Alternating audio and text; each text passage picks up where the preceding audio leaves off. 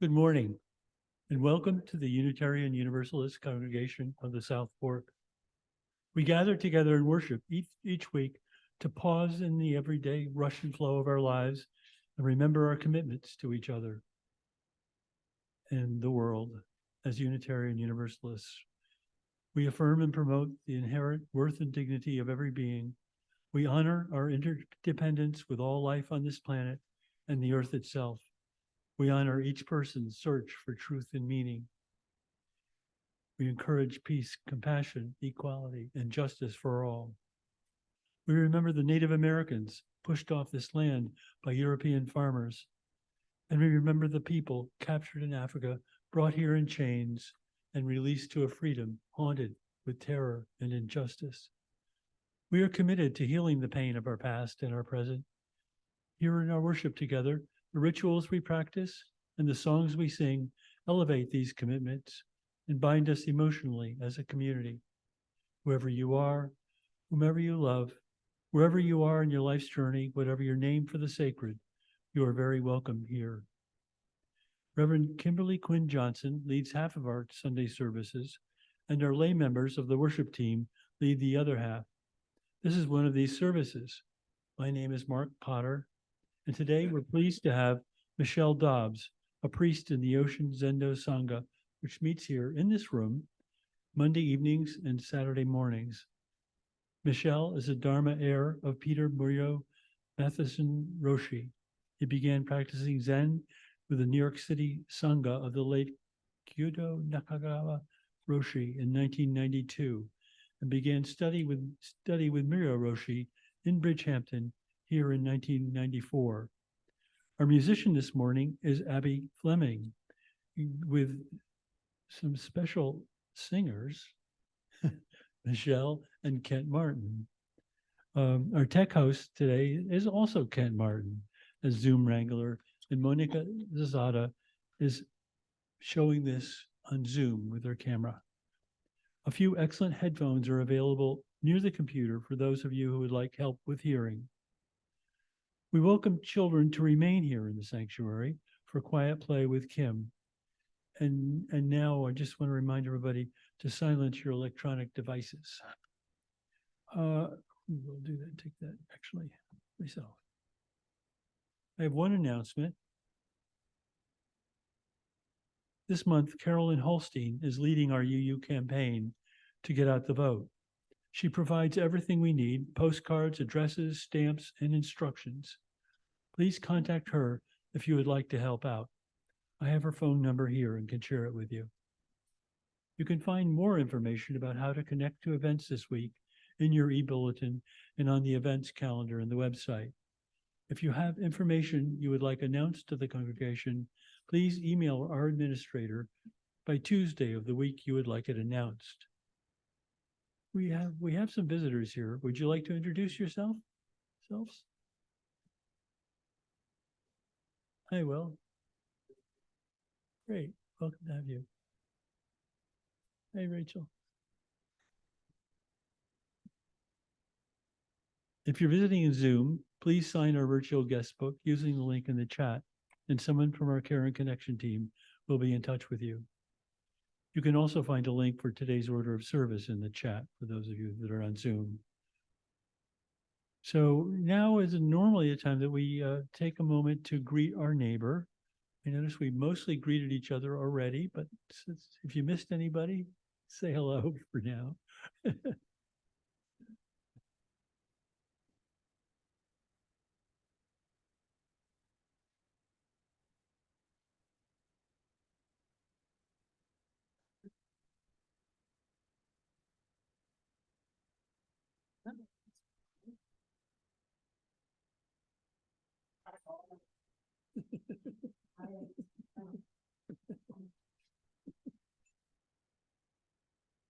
You may have noticed we're opening our service a little differently today. Today we'll be lighting incense as well as our candle. So Michelle and I will do that.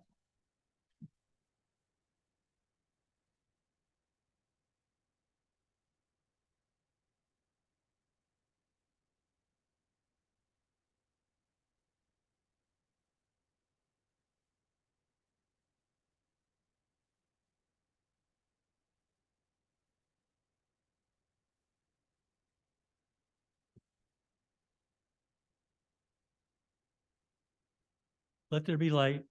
Let it shine in dark places, in moments of pain, in times of grief, in the darkness of hatred, violence, oppression, where there is discouragement and despair, wherever darkness is to be put to flight, let there be light. Now we're going to Abby, and her singers will share a song from Woody Guthrie, a man who knew poverty firsthand. For now, sit back and enjoy. You'll have an opportunity to join their two other songs.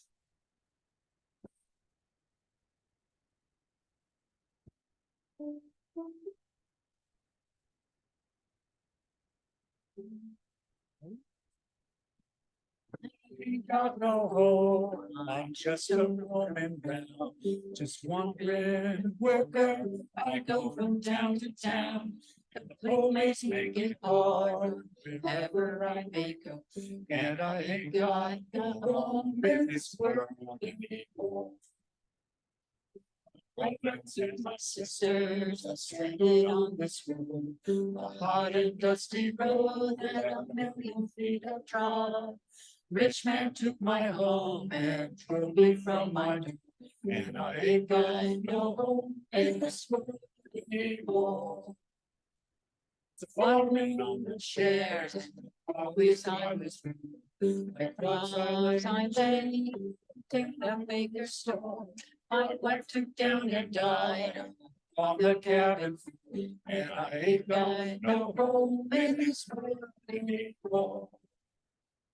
I'm minding your minds and in your home.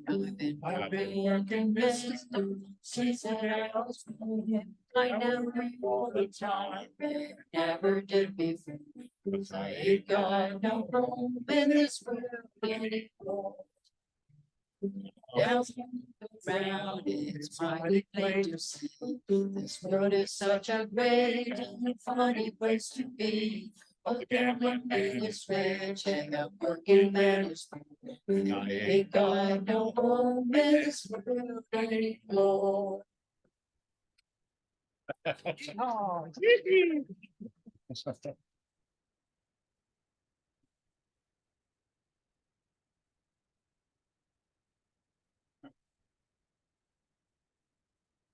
I'm calling this story The Ant and the Grasshopper Revisited. It's a story about poverty back in the 1950s. It's a tribute to two childhood friends. Matthew Chess lived in the first modern home we'd ever seen, two sleek rectangles built into the side of a hill with flat gravel roofs and vertical cedar siding. In the front hall, above a foyer, perched between two open staircases, hung one of Alexander Calder's mobiles. Matthew's father was an aeronautical engineer. For his 8th birthday, Matthew's parents gave him an American bicycle with fat wheels and a sturdy frame that would take him anywhere. Well, not quite anywhere. His mother wouldn't let him ride the paved road at the end of their driveway. But connected to the drive was an abandoned dirt road which led up a hill to the town dump and down to Nettleton Hollow. There he discovered Gordon Hollister. Gordon lived in a rundown house painted mostly brown. A dirt path led up to the porch, past two old cars and a tractor. Grass clustered around the wheels of the cars, and a small tree about as thick as Matthew's wrist grew through the engine of the tractor. Matthew was on the bottom step of the porch, pounding something with a rock. When he saw Matthew, he threw the rock away and ran down to the road to admire Matthew's new bike. Hey, nice bike. Want to go for a ride? And that's how they met. For the next 2 years, whenever Matthew had spare time, he and Gordon rode their bikes up and down Nettleton Hollow and all the dirt roads leading out of the hollow. Matthew also began to help Gordon with his homework. You could see it made a difference by the way the teachers treated Gordon. It turned out he was one of the smart ones. In 5th grade, the teachers asked us all to bring in a folk tale to read to the class. Gordon was stumped. The only book in my house is the phone book, he told Matthew. So one day, when Matthew's mother went out shopping, he invited Gordon into their modern house with a Calder mobile to read a book called Fairy Tales from Around the World.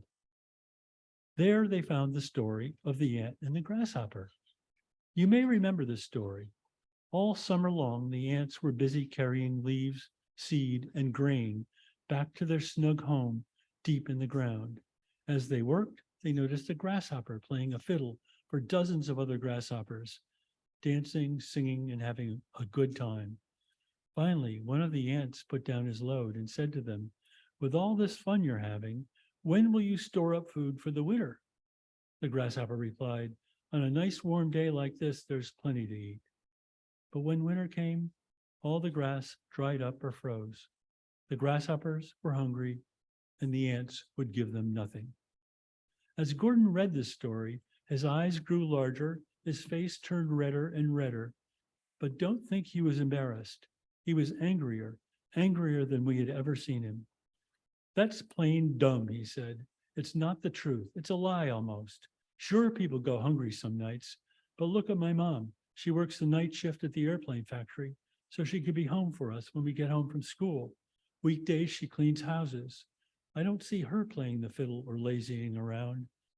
I know why they put that story in. They put it in to make rich people feel right." And I'd like to say that this story is going to end with a bag of gold, but it doesn't, unfortunately. The following year, Matthew left for boarding school. During his spring break, he rode over the hill past the dump to visit Gordon. To his amazement, where there had once been 2 houses in the woods, there were only 2 patches of fresh dirt and the trees. Gordon's house and his cousin's house next door were gone. He searched up and down the hollow to be sure he was in the right place. The houses were gone. Back at home, he rushed into the kitchen with the news. His mother told him the Van Cinderans and a few others bought the land and gave it to the town. She didn't know they had also torn the houses down, or what happened to the people who had lived in the houses. I wish I could tell you that Matthew was able to track Gordon down in a nearby town, where they met somehow many years later. But as Gordon would have said, that isn't the truth. Poverty, like wealth, has a way of clinging to a family for generations. Gordon and Matthew were 2 shooting stars who crossed paths, each on their own trajectory. We have no idea where Gordon landed. I can only hope his energy and brains carried him to a bright place. Please rise as you are able to sing hymn number 360, Here We Have Gathered.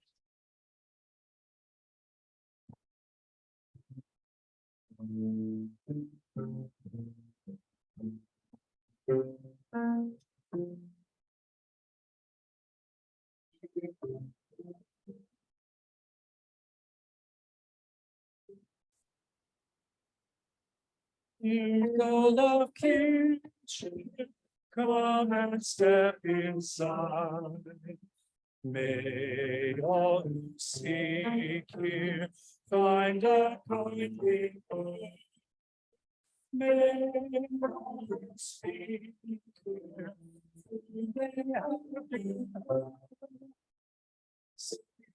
now together, this our hearts own song. Here we have gathered all to celebrate days of the mountain, small and great.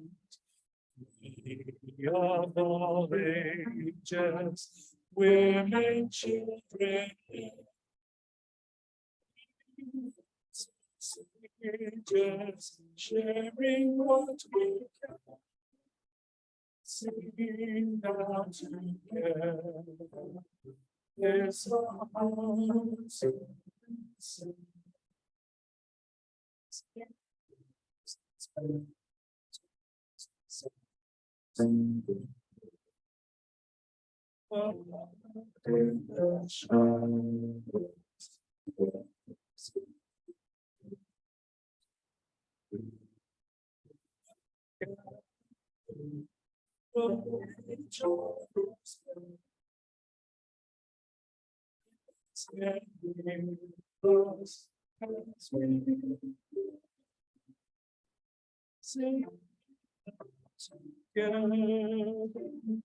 We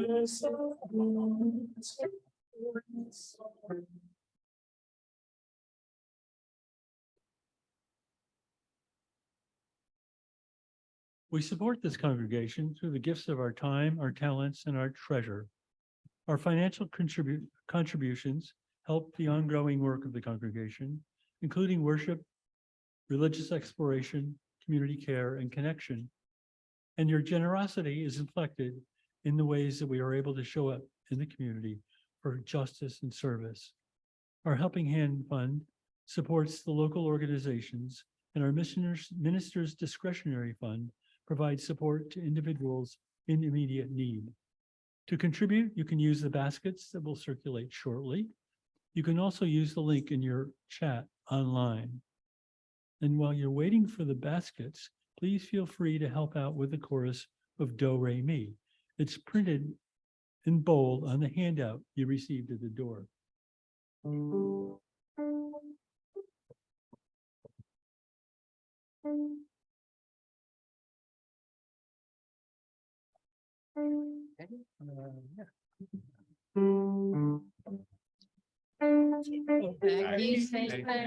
Leaving home every day, leaving high hustle, wasting the California line.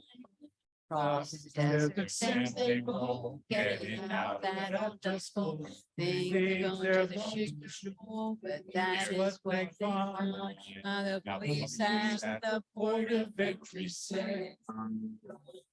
You're worth 14,000 today. If you ain't got the gravy, folks, you ain't got the gravy. Why you better go back to beautiful Texas, Oklahoma, Kansas, Georgia, Tennessee. California is a garden of Eden, a paradise to live in to see. But believe it or not, you won't find it so hot if you ain't got the dough, baby. I want to buy I want to buy you a home or farm that can't do nobody harm. Take your vacation by the mountains or the sea. Don't swap your cow for a car, you better stay just where you are. You better take this little tip from me, 'cause I look through the market every day. But the headlines on the papers always say, oh, you ain't got that dough, baby. Boys, you ain't got that dough, baby. Why, you better go back to beautiful Texas, Oklahoma, Kansas, Georgia, Tennessee. California is a garden of Eden, a paradise to live and to see. But you better wait or not, you won't find it so hot if you ain't got the dough, baby. Again, sorry, I'm not there.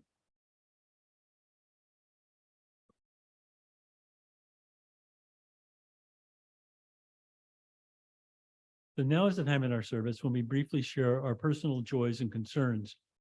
If you're in the meeting house, please, if you're in need of a little extra care or know someone who is, please use the joys and concerns link in your chat or on your order of service, or leave a note for our Care and Connection team, and Reverend Kimberly will follow up with you. And now Michelle will lead our meditation.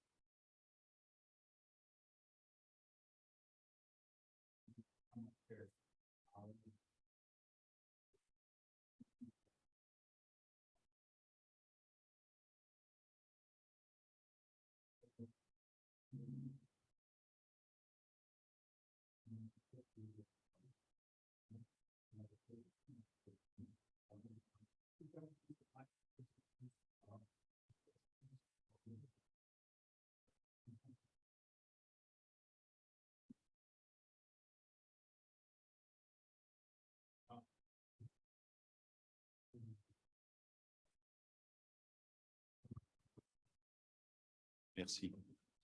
Okay.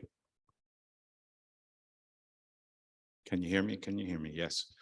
Okay, so I'm just going to lead a brief metta meditation. Metta is loving kindness. And we begin just by settling into where we are, where we find ourselves here now with Ali.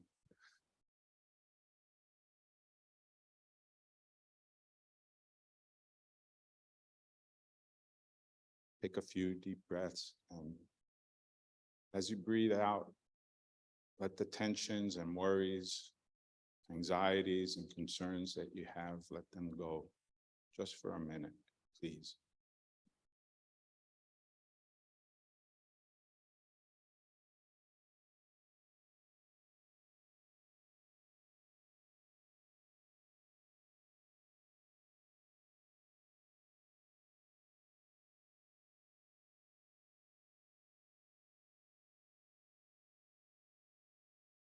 And the prayer begins. May I be safe and well.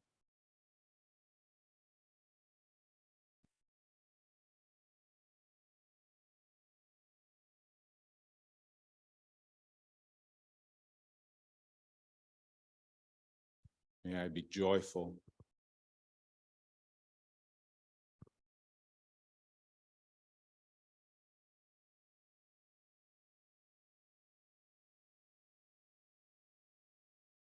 May I be free.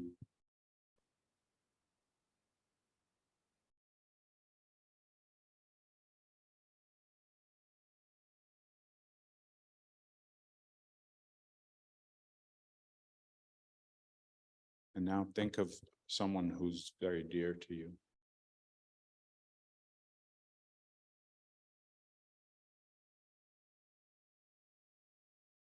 May they be safe and well.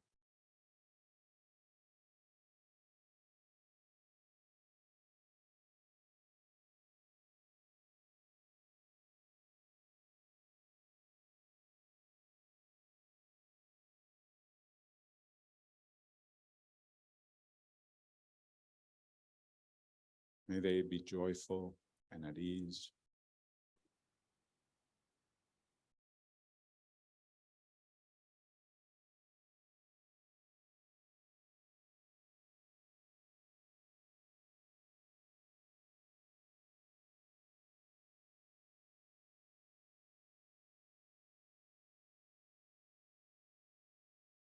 May they be free.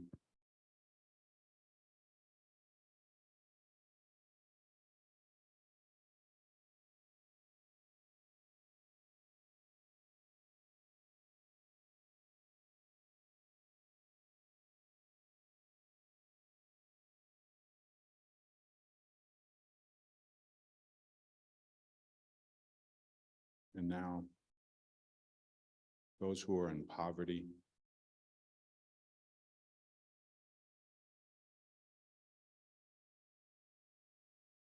living in hardship,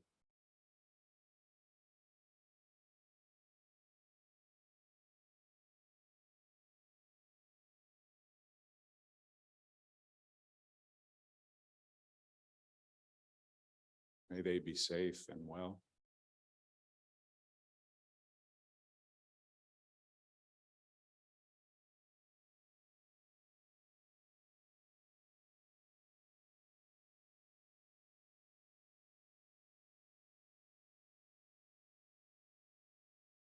May they be joyful and at ease.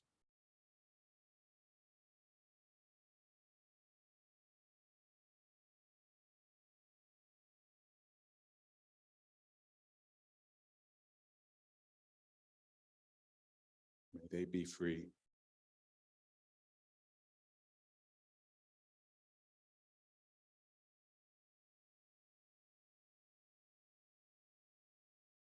All beings.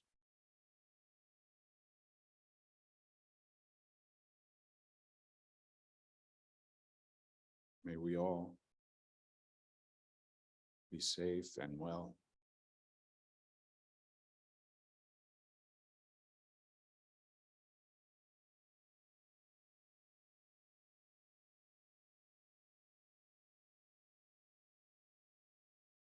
May we be joyful and at ease.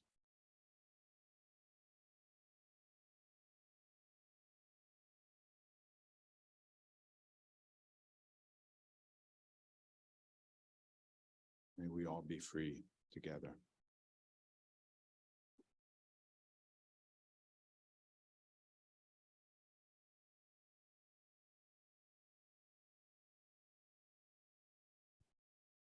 Thank you.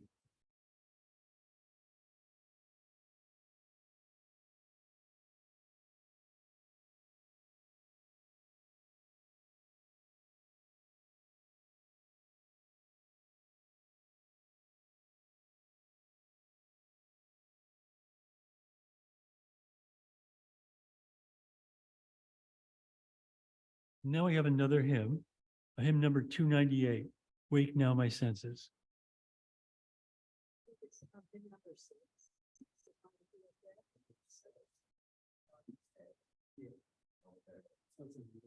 Oh, the order of service is number 6?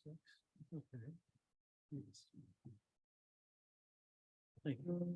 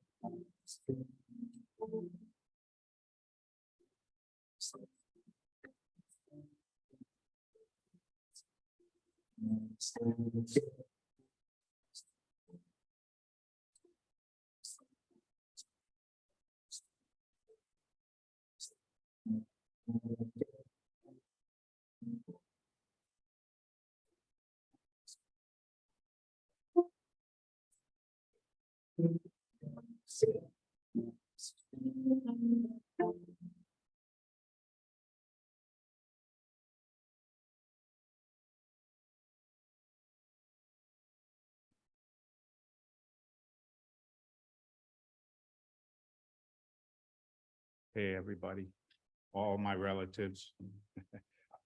I was recently on a retreat out west with a group of Lakota friends, and every day my friend Manny Ironhawk would greet us as we sat together, and he'd say, "Okay, relatives."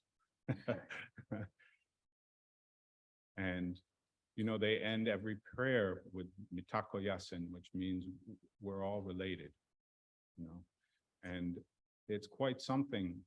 We're all related, you know. That comes with some responsibility. We have to take care of one another. So the Buddha once said, from not sharing resources with the needy, poverty becomes rife. From the growth of poverty, the taking of what is not given increases. From the increase of theft, the use of weapons increases. From the increased use of weapons, the taking of life increases.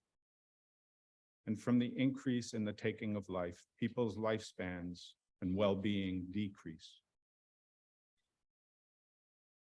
So about a couple of months ago, in June, the beginning of June, Mark reached out to me and asked if I'd like to give a talk. And I was just recovering from a month of doing grand jury duty in Suffolk County every day, you know, hearing, you know, really difficult stories of of the lives and seeing, in grand jury, you don't actually see the people who are accused. You're usually seeing the lawyers and the policemen or whoever the victims may be, but really difficult stories, some of them, to hear. And one of the things that became kind of obvious or apparent to me was, and I knew this a little bit, but it was that it was mostly, white men persecuting people of color. It was like almost every case, but even more than that, it was rich people persecuting poor people, and it's kind of heartbreaking because, for example, drunk driving, not a good thing, but it's incredible how many Latino men are being put into prison for drunk driving. It doesn't seem like the best solution. It doesn't seem like the most compassionate solution. And it even doesn't feel like the most realistic thing to do, because what ends up happening is they go to prison for some time. In prison, they'll meet criminals and often become, a little bit, to survive, they'll have to become a little tougher and maybe a little criminal themselves. And I worked in the prisons for about 8 years or so. So I saw this happen, to young men there. And then they come out of prison. It's hard to find a job, harder even than it was before. The cycle of poverty that they probably were in when they started continues because they can't find a job, they can't pay their bills, they can't, take care of their families, they can't, and it's just doesn't seem like the best solution. So, and I also began at that time attending meetings online of Long Island clergy members that was sponsored by or co-sponsored by 2 organizations, Long Island Jobs with Justice and the New York State Poor People's Campaign. And in those conversations with the clergy, it was interesting because they were Abrahamic. At first it was called Abraham's Table or something. And I was like, well, are Buddhists invited? And they said, well, does the Buddha say anything about poverty? And I sent them the quote that I started out with, yeah, he does, that, so they welcomed me in but they were talking about how can we address poverty in our congregations? So Mark called and I said, oh, okay, here's a good way. I'll talk about a Buddhist perspective, a Zen Buddhist perspective on poverty. And so I'm grateful that you're all here on a beautiful Sunday to listen to this about poverty and to explore together ways that we might look and best address the issues of poverty and segregation also here on Long Island in our communities. So I won't be giving too many facts and figures. I find those myself when I read them. I think they're really important to know, but they're overwhelming. When I hear them, I go, I have no idea where to start to deal with this. How do I do this? How can we help here? But I will say that those 2 organizations, if you want more information, which is important to know because the numbers are staggering, that on Long Island, there's, again, I'm not going to throw the numbers at you, a lot of people living in poverty. The cost of living here is so high. There's no affordable housing,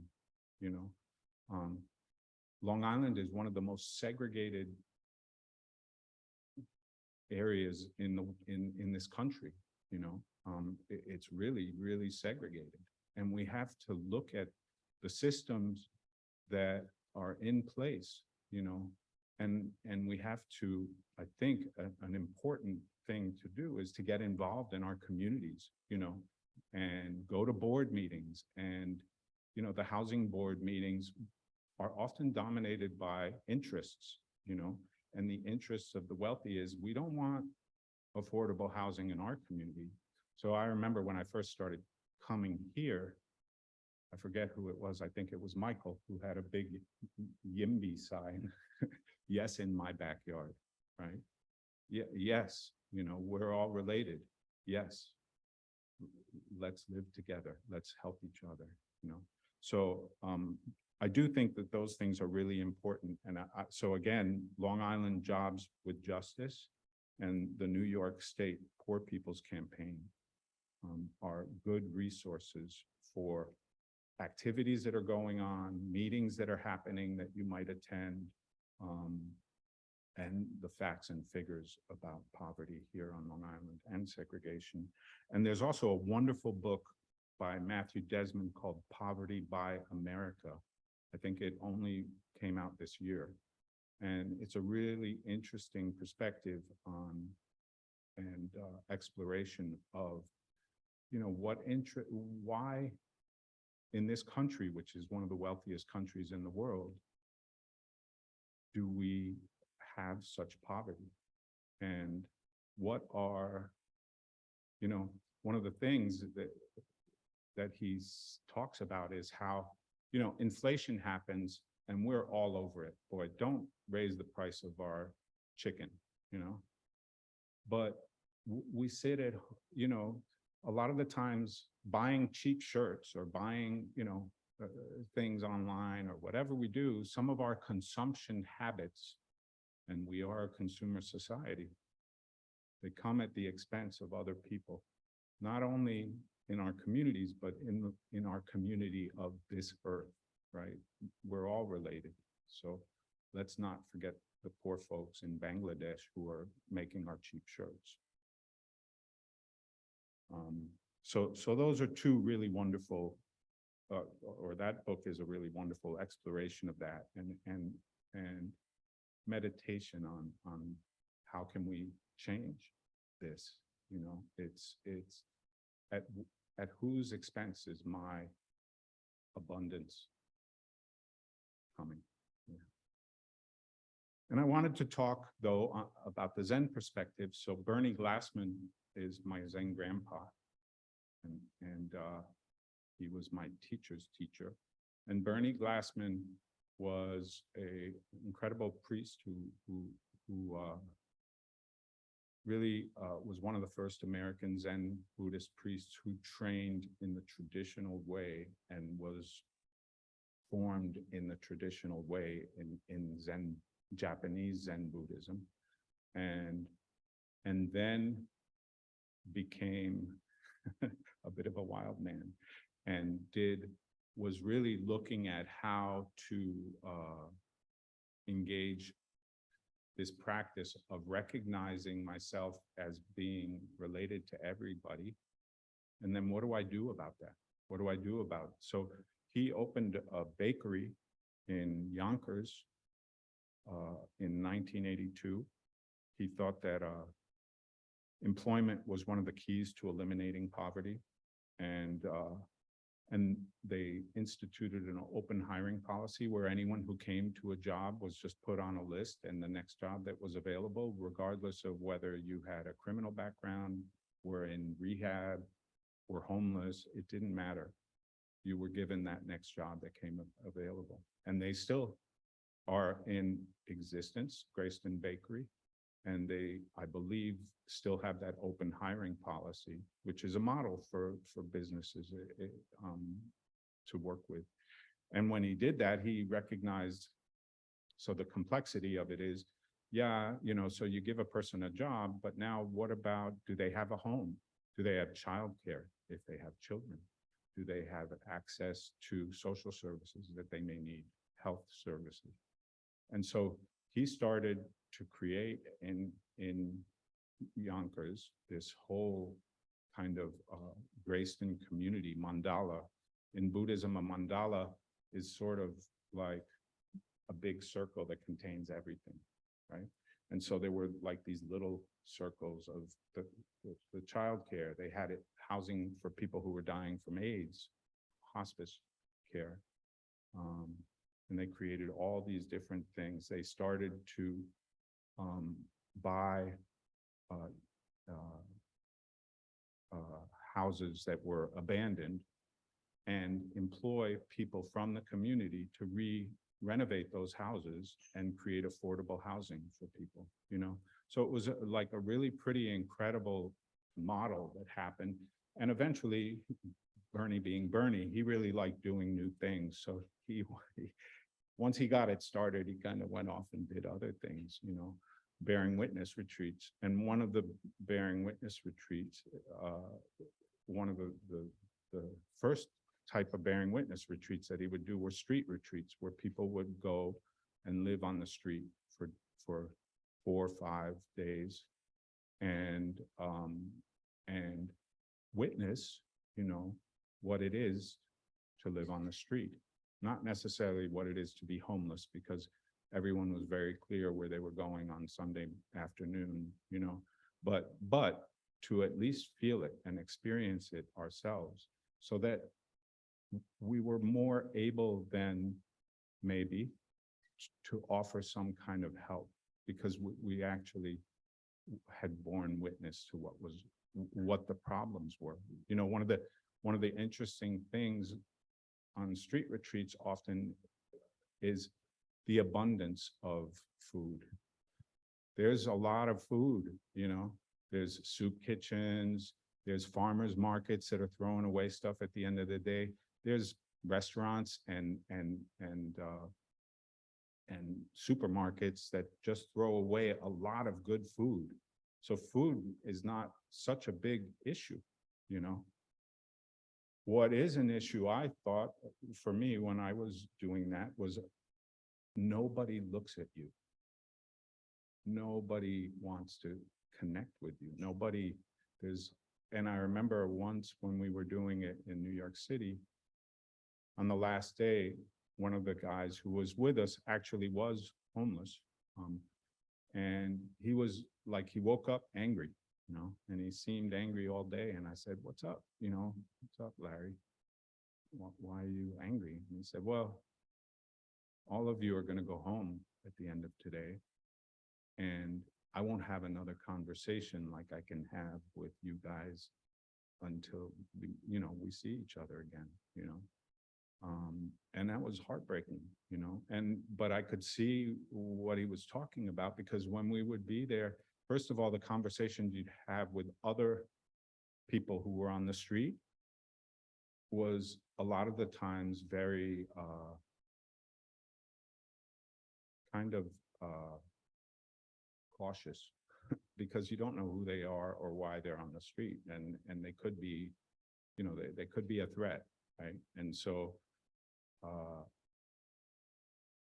and then the other thing was that the people who were coming, like one day we were in a soup kitchen somewhere on the Lower East Side and being fed by these lovely people who had, like Mennonites or something, who'd come from Pennsylvania, you know, to make a meal for people. And it was really beautiful, but they would not look you in the face.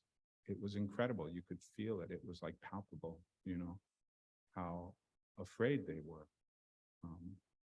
And that's a very difficult thing to live with.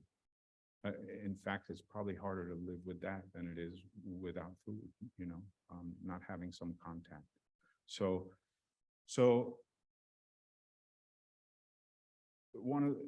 that was Bernie's approach, was to go and be with people, and then finally to see them as people, not poor people, not homeless people, not, you know, just to see them as people, as your relatives, and then to do something with that, you know. And I think that's very much the Zen approach. We try to experience things directly without all the labels that we put onto things, right?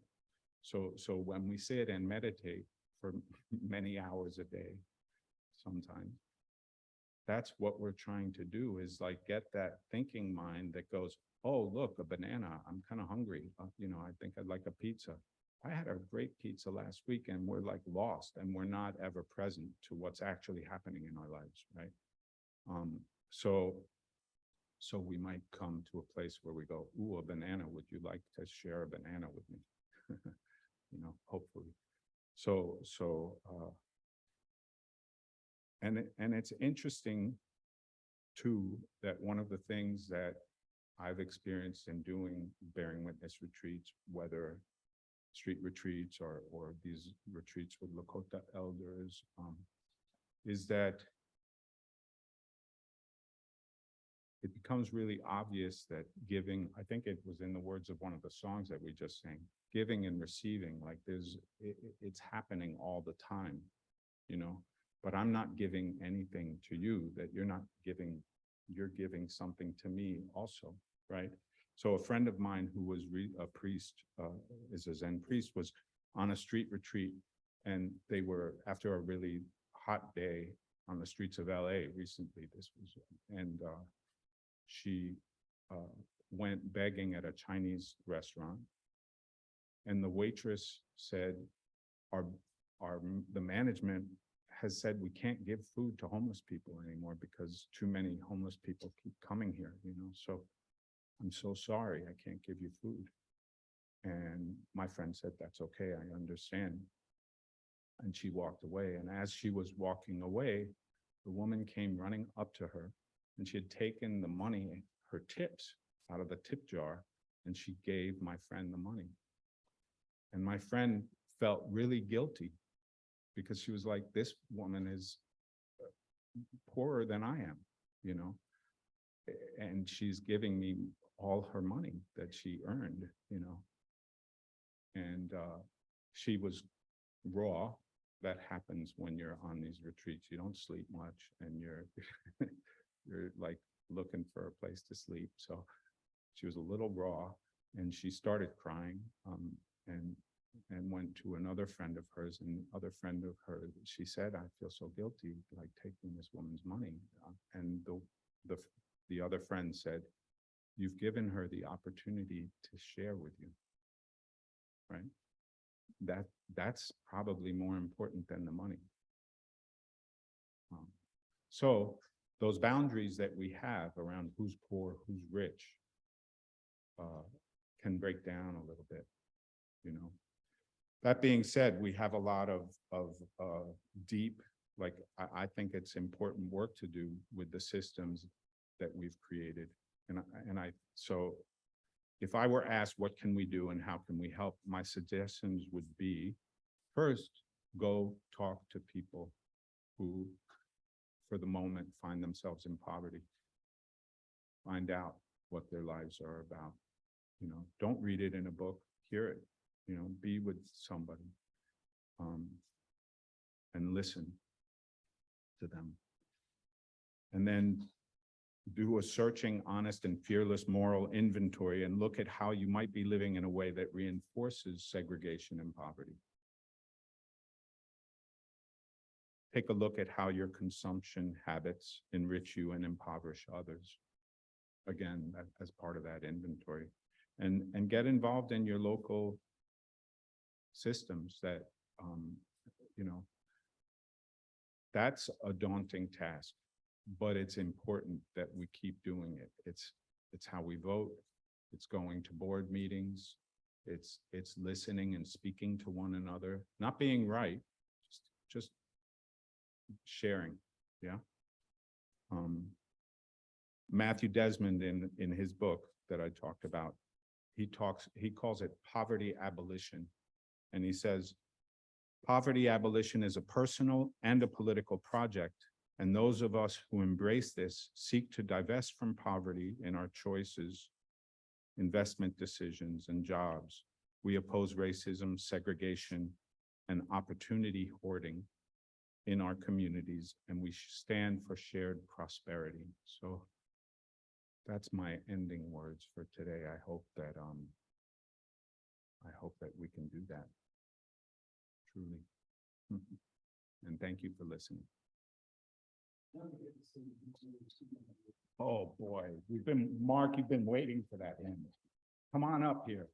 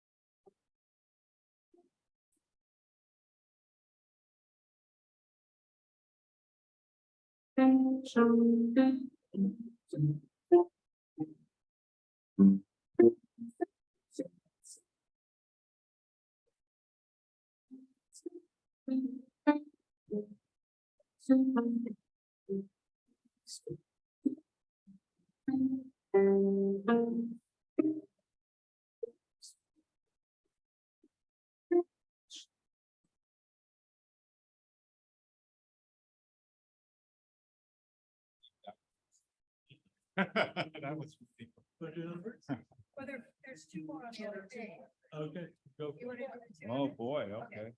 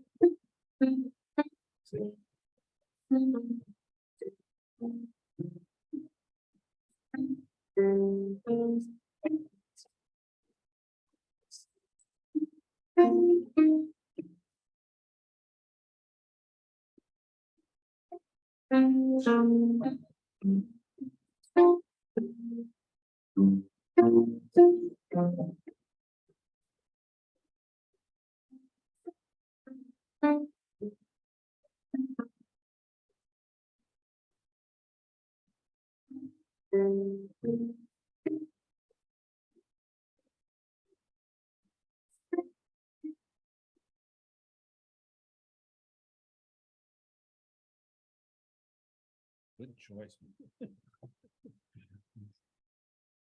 So if you're joining us in the meeting house, we invite you to meet in our fellowship room for light refreshments after the service. Please thank Martha Potter, our greeter today. And if the coffee's too strong, you can complain to me. Visitors, please sign our guest book, either in the meeting house or online, and someone from our Care and Connection team will be in touch with you. We hope you'll join us next week when our minister, Reverend Kimberly Quinn Johnson, returns to the pulpit. If you're visiting for the first time or the 50th time, if you're in agreement with our values, our mission, and our UU principles, we hope you will find a home here.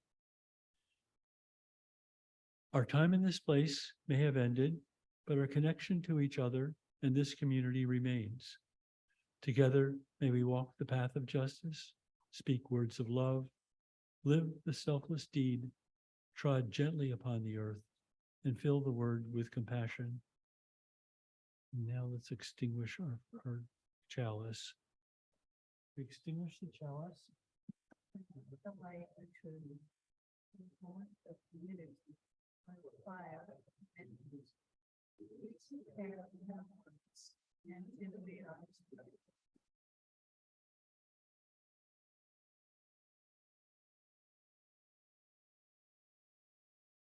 More song, yes.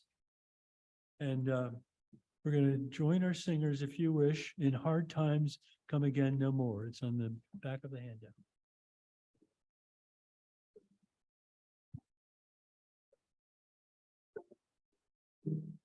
Amen.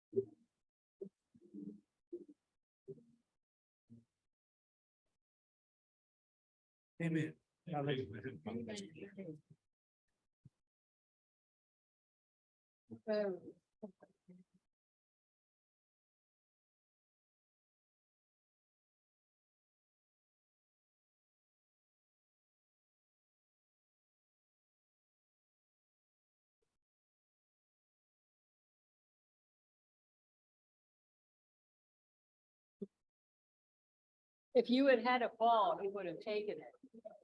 He would have, that's what he was looking for, is a ball.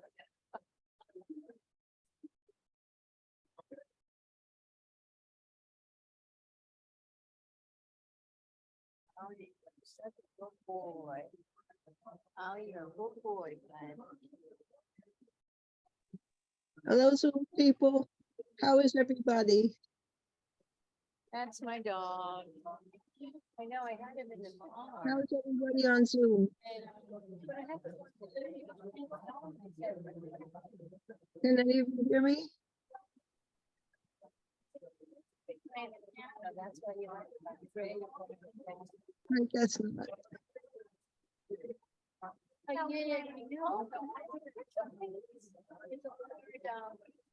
Thinking for that in September, I define music, so I'm gonna send you what I found. It's gonna be great. Yeah. Okay. Haven't heard back